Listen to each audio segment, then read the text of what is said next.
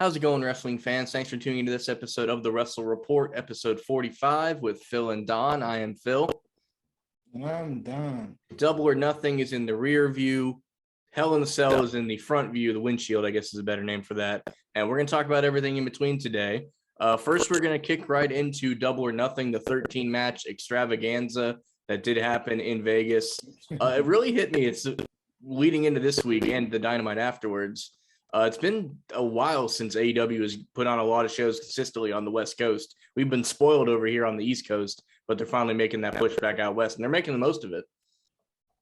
Oh, yeah, for sure, man. So if it started at 8 o'clock our time, it started at 5 o'clock their time. So basically got out maybe 9 o'clock-ish. Yeah, it was like 1 o'clock here, I think, when it ended around 12:30 or so. So yeah, probably about like 10-ish. Yeah, their time. But I mean, Vegas West Coast crowd, they're used to that. Like every UFC event ends around. They basically turned it into a UFC level thing like that. Yep. So there's like 13 matches on the card, like I mentioned. So we might not go through everything in grave detail, but we will hit the ground running here. First, there was the pre-show match of Hookhausen against Mark Sterling and Tony Nese. This went about the way we expected it to. Hookhausen gets the win. It's kind of a good way to start the show. Two guys that are massively over, taking on a couple of heels, made quick work of them. Oh, yeah, man. I'm just getting upset because I like Tony Nese a lot, and Tony Nese is a really good talent. So I feel like he should not be in this type of feud, but, I mean, he's on TV, so I'll take that. I agree. I mean, luckily this was like a quick thing. I don't think it's something that's going to, like, it's done and over with already. And he did get the win against Danhausen, which was kind of funny, the way he just like balled over him. So if anything, they're even, I would say. Yeah. So the first match on the actual card was, of course, Wardlow against MJF. And there was plenty of buildup for this, about 3 years worth of buildup for this. And somehow that all went out the window when we were all just waiting to see if MJF was actually going to show up. Because shit hit the fan on Saturday during the Fan Fest when MJF no-showed the event. There was rumors, and I still don't know for sure if we got the confirm on this, that a ticket was purchased for him out of Vegas before the show. I don't think we know specifically if that part happened or not, but just a lot of stuff. And you're the Fightful Select subscriber over there, so you had a little bit more details than we did, but a lot of eyes on MJF even before this match started. But he did end up making the show, so that did happen. You know what's funny? Like I didn't know what was going on until you hit me up talking about, hey, Don, check this out. What's going on with this? And I'm like, oh, snap. I did not see this coming at all. And I was surprised about it. I was surprised and I wasn't surprised because I know that MJF was really adamant about the fact that his contract is so low. Apparently, what Sean Ross was saying that he did see the physical ticket for MJF. Okay. But I could also see like someone basically using his name to purchase a ticket just to love some feathers. It could be a work. It could I feel like the missing the fans. I felt like that was for real, and then the whole plane ticket and stuff. I think that was a work. There was a rumor, and I feel like this one fizzled out pretty quickly, that he was like not of the condition to go out there, like he was drunk or something. I only heard that a couple of times, and then it kind of went away. So I think that's been proven false. But that was even a story that was out there. Quickly on the match, it was 100% a squash. I don't know if that was the plan initially, but at least with MJF, he didn't know if he was coming or going, but he at least gave Wardlow the moment that they've been building for 3 years. That was the one thing that I was. People were worried about, that after all this, Wardlow isn't even going to get his moment because MJF didn't show up. So at least the business was done the right way for the match itself. Yeah, apparently he came before the match and he left right after.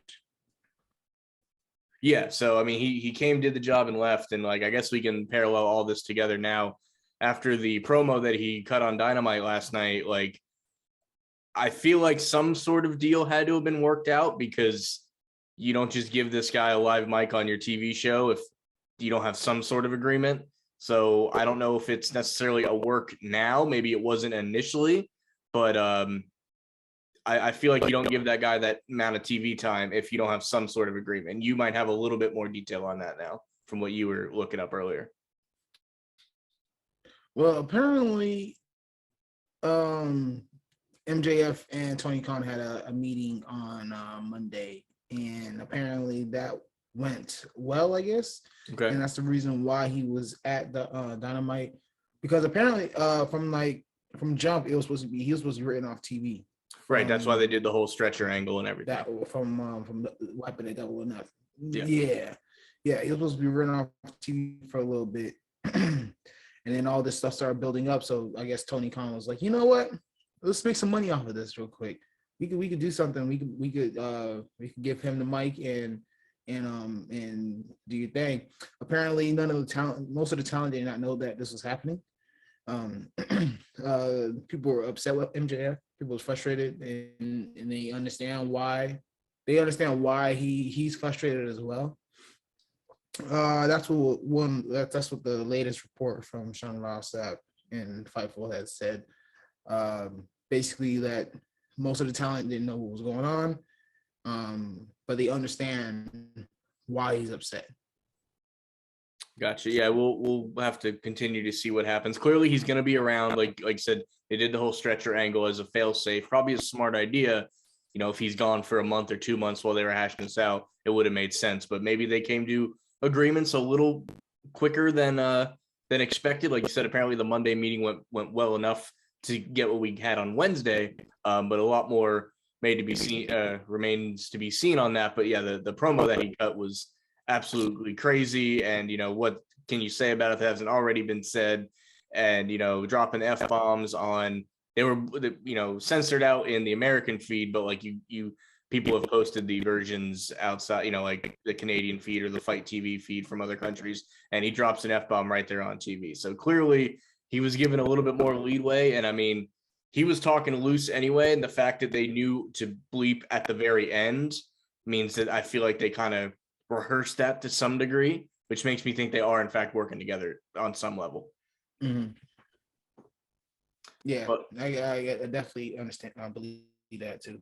Yeah, a lot of eyes on MJF, more than normal because of all this stuff. But as far as the match goes here for Double or Nothing, it got Wardlow the moment that he deserved, that he's earned over the past 3 years, and it did translate. He had his first match as a member of the AEW roster, beating JD Drake, and that he seems pretty over still, even with this storyline being over.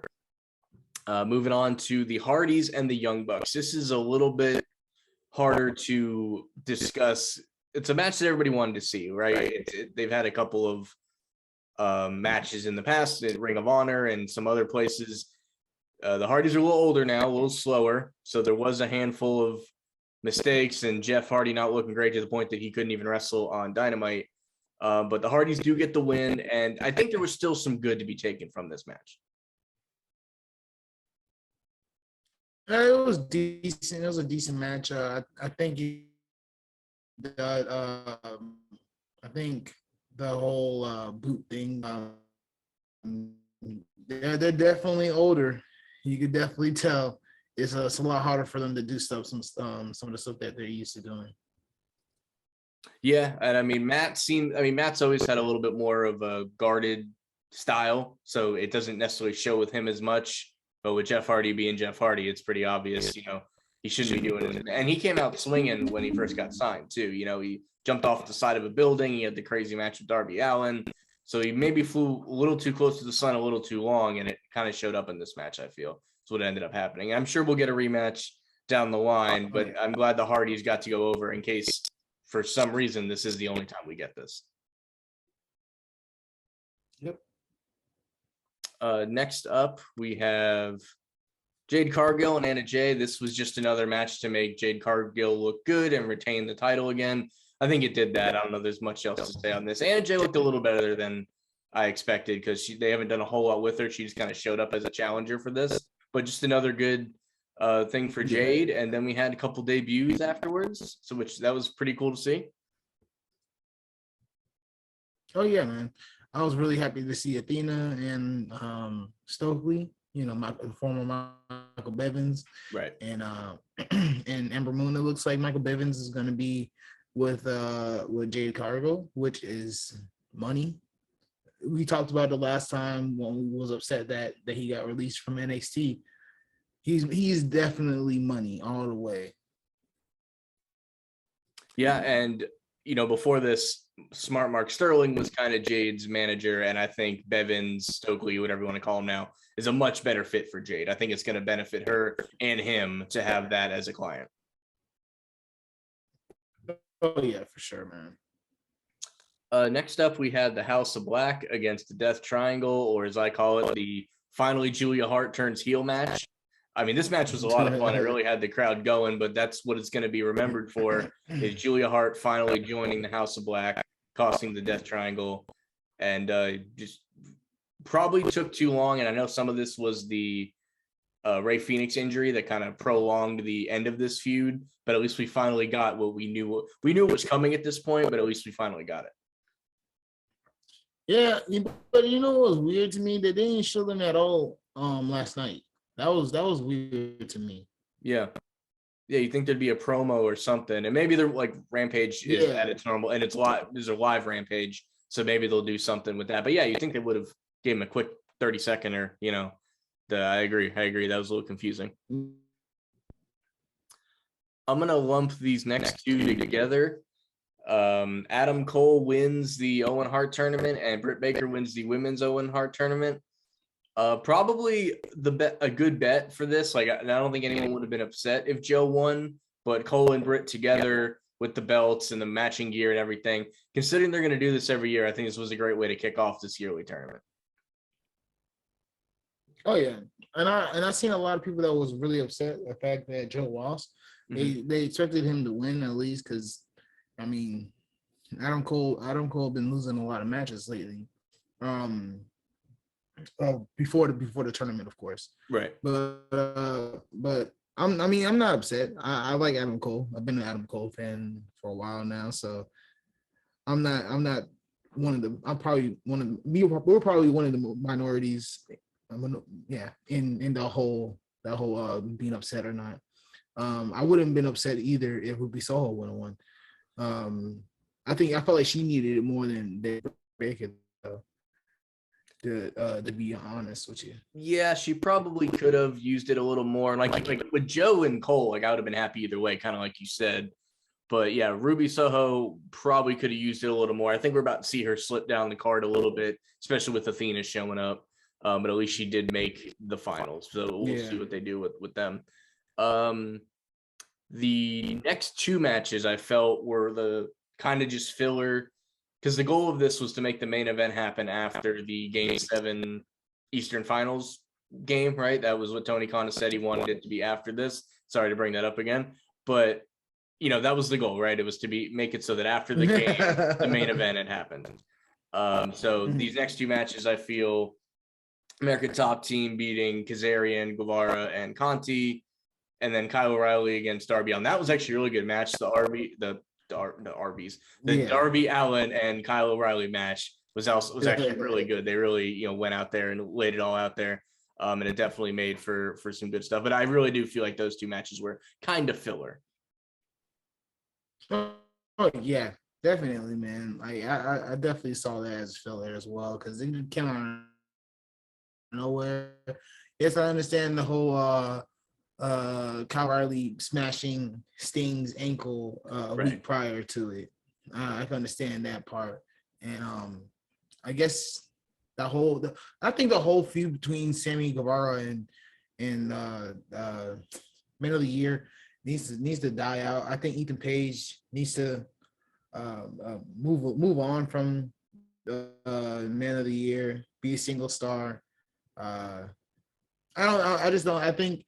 think he doesn't need to be in a tag team. What I'm trying to get at. I don't think he needs to be in a tag team. And Paige Kazarian, is that her name? Is that how you say her name?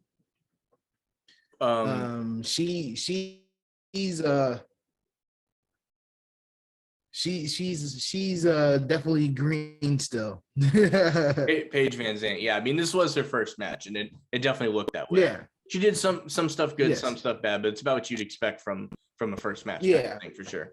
I do think that that match should have been like on a Rampage or a Dynamite.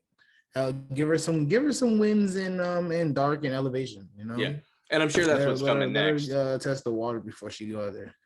Yeah, I'm sure that'll be what's going on next, and then the match after those two, and the same with O'Reilly and Darby Allin. That could have been like the main event of a Dynamite. It didn't have to be on this show, but it was, and it was very good. So next up we had I'm not complaining. It was good. Yeah, it just prolonged the show, and some people did complain about how long it is. And I'll just get this out of the way now. And I think we've talked about this before. They only do 4 pay-per-views a year, so if you're going to load them up, I am okay with that. Like, we're going to talk about Hell in the Cell later, and that show has 6 matches on it. So, you know, that's the difference, but they have them every month, whereas we do the quarterly thing here. But the women's championship match was next, and this was about what you wanted from Thunder Rosa and Serena Deeb. This was built up pretty nicely over the past few months, and Rosa winning, I think, is the right call. I think Deeb needs to be champion at some point, but I think Rosa, her reign's just getting started, and this was a good title defense on a big stage for her.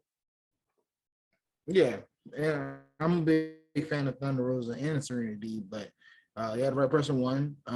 She doesn't really need a title right now. She's definitely due for one soon, though. Yeah, I agree. And I mean, when she came into the company, she was still like NWA women's champion. So like people have seen her on AEW television as a champion. So it's something that'll happen, whether the world or the TBS title, but one of those will happen at some point. Then we go into like what I'd consider the main events. They kind of booked the way this was booked. It was like, all right, now you're in the final third of the show. We had the Anarchy in the Arena match, which I don't even want to call a match. I went from not really caring about this. I thought they were just going to brawl forever and stuff, but then the stories started to formulate in it, and the whole New Jack thing where the music played over the entire match until Jericho ripped the soundboard out. I thought that was hilarious. And then the storyline of Eddie Kingston coming down with the gas can, dumping it on Jericho and Bryan Danielson, and then he has the match and Danielson smacks it out of his hand like, what the hell are you doing? I thought all that was great. And like, while I don't consider this a match, and Jericho's even said this was basically Stadium Stampede live, which when you put it that way, I think it accomplished everything it needed to. And the heels win, which I think is good because it looks like we're setting up Blood and Guts, and that's when the baby faces will get revenge. So like, I went from not being into this about 10 minutes into it. It was about 22 minutes total. About 10 minutes into it, I got into it. And overall, I thought it was a great thing to bring the energy back up for the crowd for the last, for the main event matches, if you will. Yeah. I enjoyed it. It's funny because I was listening to Jim Cornette and me too. I like it. But yeah, man, it was a decent match. This first time I actually saw mustard being used in a wrestling match. Yeah, I popped for that. True that. I feel like Dean Ambrose, and I do mean Dean Ambrose, when he was still in WWE, he did some gimmick with like a hot dog cart at one point, and I think he used mustard on somebody. Now that I'm thinking about it, that was a long time ago. Well, I mean, in an actual match, I was more of a more of a promo thing. Right, a backstage deal. Yeah, you might be right. It might be the first time mustard was used in an actual match for sure. Next up was the World Tag Team Title Triple Threat. I thought this match was awesome. I was just pissed at the winners because I didn't care if it was Lee or Strickland or Team Taz. I think both of those teams are ready for gold, and I think Jurassic Express has kind of run their course as champions. And I thought this was going to be Christian got involved a lot, so I thought he was eventually going to screw up and cost them the match. And it looks apparently the Bucks want to go for the titles again, so I don't know if they're just going to drop them to the Bucks or whatever. But I would have been happy with either of these teams as champions. So the winners, I should say, was head scratching, but the match I thought was awesome. Everything I wanted out of it. Yeah, great. It was a good match. I can't remember. Was it the triple threat match that like they usually do, like all three? There's 3 people at a time, or I feel like it was. If not, I think they just ignored the rules enough that it basically was. But I'm pretty sure it was like 3 guys. Well, also because you got was it Rick Knox was the referee? Of course, yeah. Anything goes with Rick Knox. Yep, absolutely, especially in the tag matches for sure. But yeah, great match. Didn't care for the winners. I figured were you hoping they retained, or who did you want to win that? I really wanted Swerve and Lee to win. Yeah. I would have been okay with new champions. Right. In general. Say that.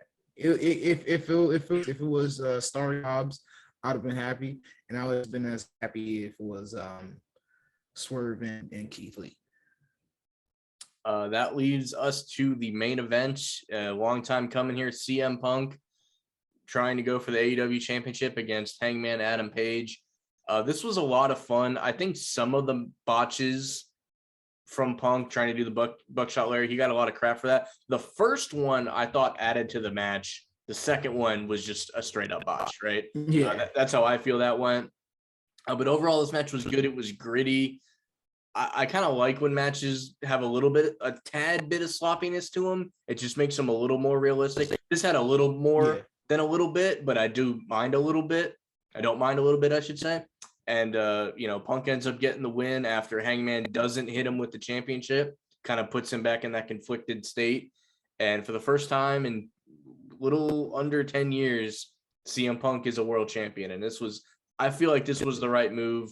Hangman is young. He'll be champ. He might even be the first two-time AEW world champion. I could see that happening, but his time will come again. So some people were really upset that Hangman lost that. I think they forgot which one of these guys are where in their careers. This will probably be Punk's last run as a world champion, whereas Hangman has plenty in his future. So I thought this was the right move, and I was really hyped for it. Now, see, I didn't really care if Punk won or not. Mm-hmm. I thought you could probably stretch out this program a little bit longer. Well, because the reviews is just the second one, so the next one is All In, right? Yes, yeah, I think so. No, the Forbidden Door. Well, but that's not. Would you consider the Forbidden Door? Yeah, I was gonna say, would you consider that being one of the four? But you wouldn't have like an AEW title match on that one against two AEW wrestlers on a Forbidden Door show. So I wouldn't count that in this storyline, Yeah.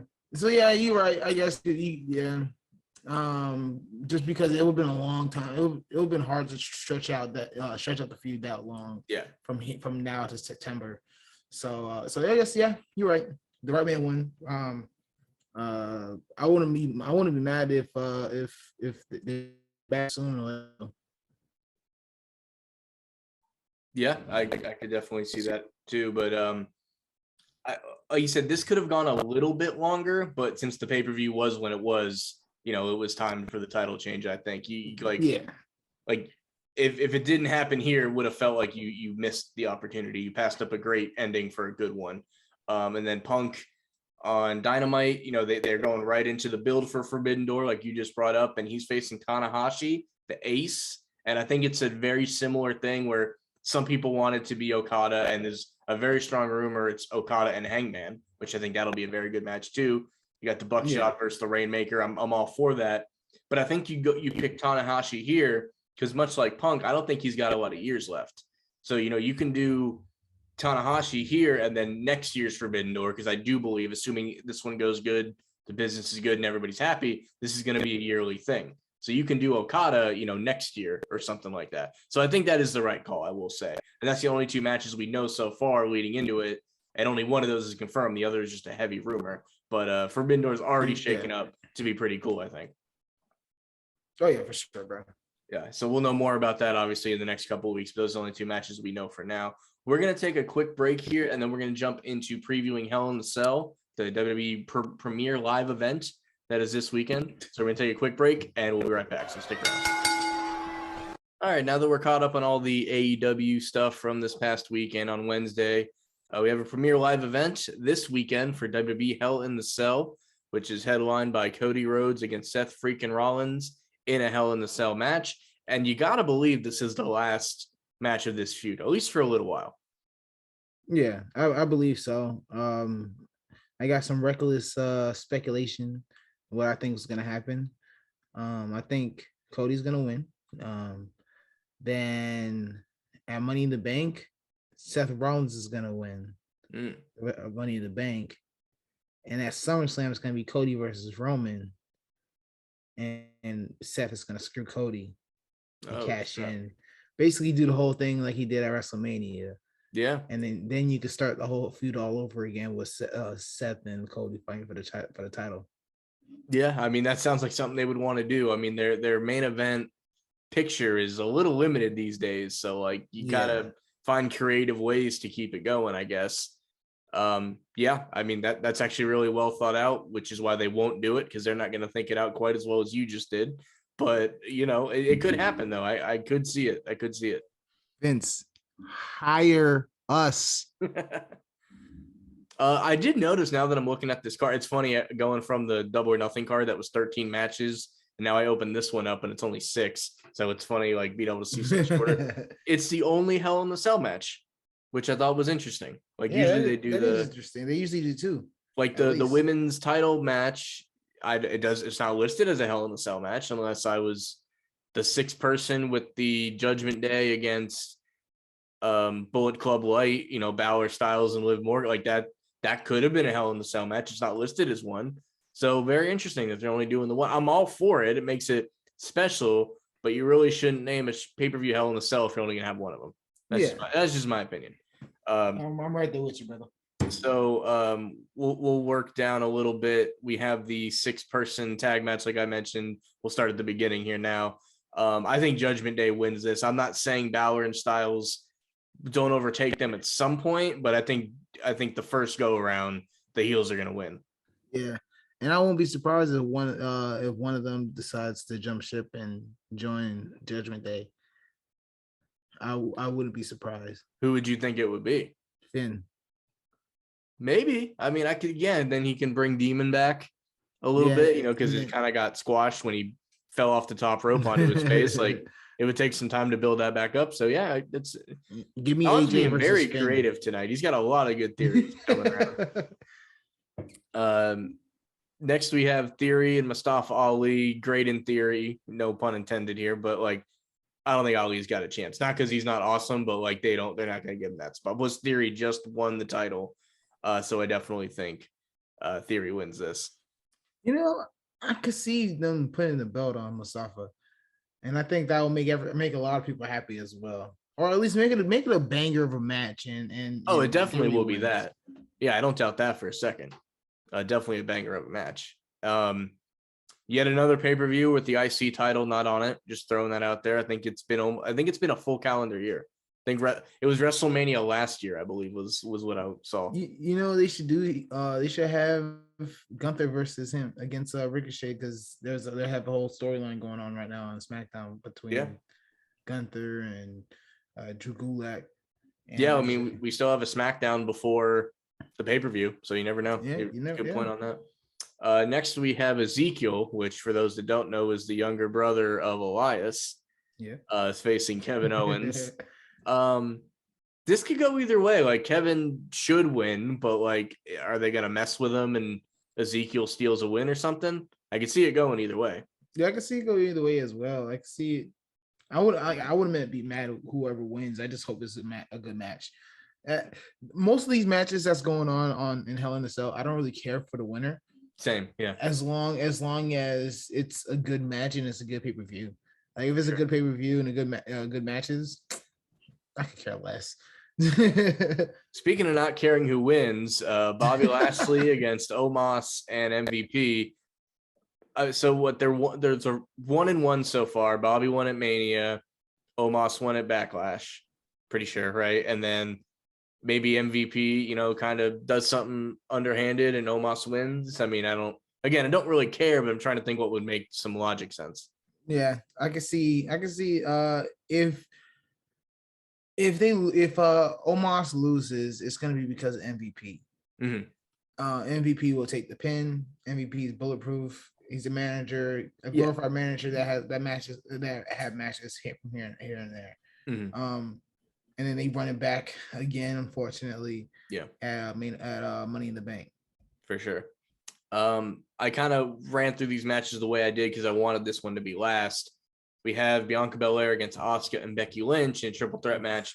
As we know, that was not the original plan. The original plan, we haven't really got to talk about this.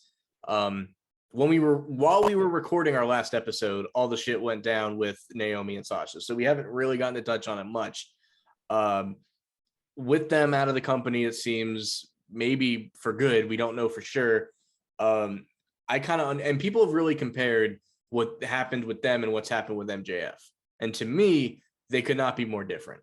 You know, Naomi and Sasha felt like they were being disrespected as tag team champions, which, by the way, there's a heavy rumor that they're just going to scrap the belts. We're never going to see those belts again. Don't know if that's true, but it wouldn't shock me in the slightest.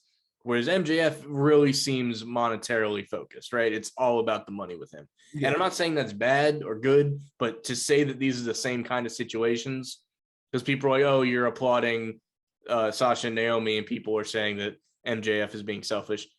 And you might think that you don't have to, but they're clearly two different scenarios. That's one thing I want to get very straight. I would not compare them in the slightest.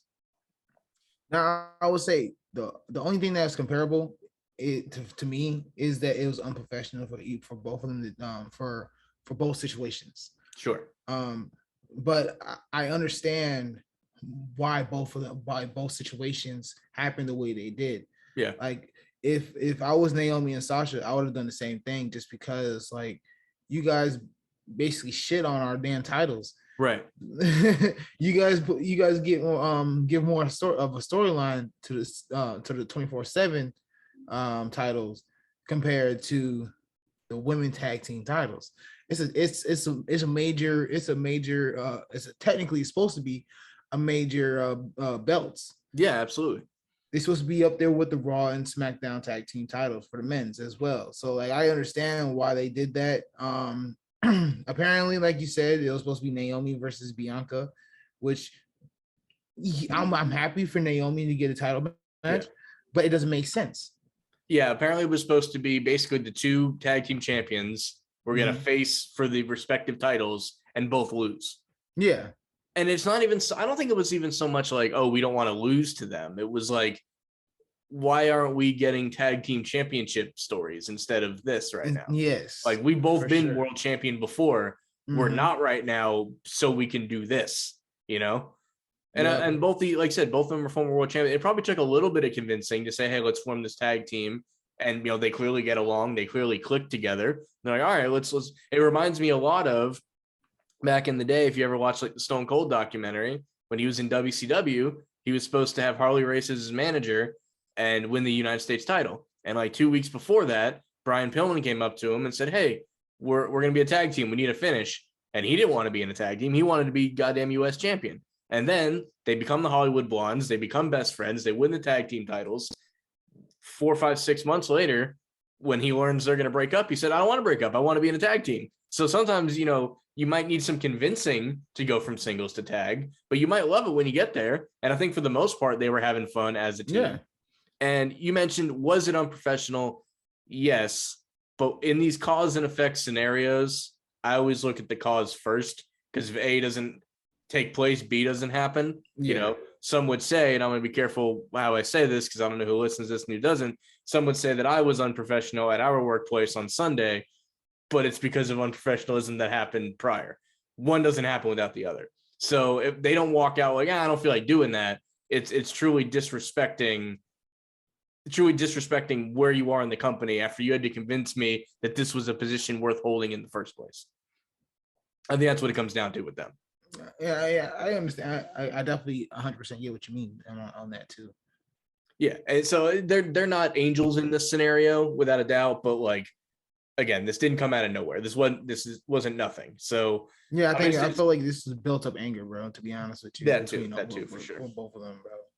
Because I don't know if you heard, but apparently, before Ronda came back, it was supposed to be Charlotte versus Sasha. I did not hear that. But that's So I'm sure it started right around then. Like, like, okay, well, we want to do something with you. We're gonna put you in this tag team. It's like, all right, well, I'm winning a title at Mania. Naomi's great. Like, I'm sure they got along prior to this, and probably even more so now. But yeah, the part that really kills me about this is, you know, those titles are probably going away, which probably means the NXT ones are on life support as well. And it took WWE 50 years, almost no exaggeration, to do a women's tag division, and it's lasted 3 years if you count the NXT ones that started or however it went. But 3 years total for them to make it a thing and then totally get rid of it. Like it just shows where they view, every woman on that roster aside from like 4 of them. Which is also it sucks, bro, because if you're not going for the women's championship, either Raw or SmackDown, what are you doing? Like, what are you supposed to do? It definitely added to that. I mean, I remember back in the day, even with like, there was the fact there's 2 women's title belts too, that hurts the issue too. Back in the day, like even on like SmackDown, like you had the US title, but then there was even like the Cruiserweight title because you had guys under that and they had something to do. And, you kind of have that issue now, I guess. But, interested to see what happens with that. But as far as this match goes, I don't think there was there was no plans of her dropping the title on the initial plan. And I don't see it happening here either. Yeah, same. I think this is going to be a hell of a match. I'm putting this as probably the match of the night for me. Even above the Cody and Seth. On his hell. I think that one's gonna be gruesome as hell because I feel like Cody's definitely gonna bleed. It's gonna be as gruesome as WWE allows it to be. I feel easily, Oh yeah. Do you think we're gonna get red cage, or you think we're getting the throwback cages? The red mitt was harder to see, in my opinion. So the fact that I hope it goes back to the regular one, but I guess we'll see. I just felt like it was harder to see through the red cage. Yeah, for sure. I mean, for no other reason, I hope they do the original one, but we'll see, I guess. That wraps up that. We'll catch all that action on Sunday, and we'll see. It's on Sunday, right? It's not a Saturday. Yeah. Okay. Sunday. Saturday's in your house. Oh, that's right. Okay. So plenty of stuff to watch. Before we get out of here, we touched on Money in the Bank because that's the next one coming. Kind of interesting story of WWE going from the new Vegas football stadium, moving the event into what I believe is the hockey arena, basically downsizing the event. I don't know if it was just a little too bold on them to assume Money in the Bank was a big enough show to do a stadium show in. And granted, if you're going to do a non-Big Four, that was probably the one that had the best chance of being a stadium show.